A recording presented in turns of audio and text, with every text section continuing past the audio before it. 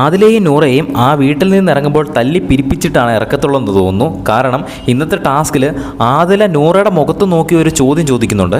ബാക്കി എല്ലാവരും കൂടി തിരഞ്ഞെടുത്ത ഒരു ചോദ്യം തന്നെയാണ്. പക്ഷേ അത് ആദില നൂറയുടെ അടുത്ത് ചോദിക്കുന്ന ഒരു രീതിയുണ്ട്.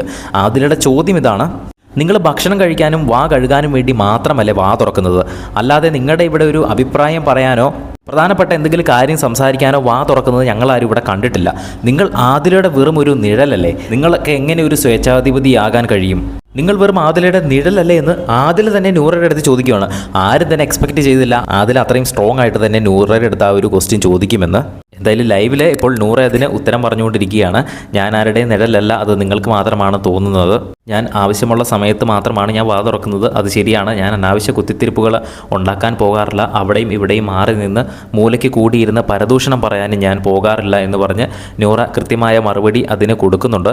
എന്തായാലും ആദിലെ ആ ഒരു ചോദ്യം നൂറയുടെ അടുത്ത് ചോദിച്ചപ്പോൾ ബാക്കി എല്ലാവർക്കും തന്നെ വളരെയധികം ഇഷ്ടപ്പെട്ടു. അവരെ ഒരു ഇൻഡിവിജ്വൽ മത്സരാർത്ഥിയായിട്ടാണ് കാണുന്നതെങ്കിൽ പോലും രണ്ടായിട്ട് കളിക്കേണ്ട സമയത്ത് രണ്ടുപേരും ഇൻഡിവിജ്വലിൽ നിന്ന് അങ്ങോട്ടും ഇങ്ങോട്ടും വളരെ സ്ട്രോങ് ആയിട്ട് ചോദ്യം ചോദിക്കുകയും ഉത്തരം പറയുകയും ചെയ്തതുകൊണ്ട് തന്നെ അവർക്കൊരു റെസ്പെക്റ്റ് ഇനിയും കൂടത്തേ ഉള്ളൂ ആ വീട്ടിൽ. എന്തായാലും വളരെ മികച്ച ചോദ്യം, മികച്ച ഉത്തരം. ബിഗ് ബോസിൻ്റെ കൂടുതൽ അപ്ഡേറ്റ്സിനായിട്ട് ചാനൽ സബ്സ്ക്രൈബ് ചെയ്യും.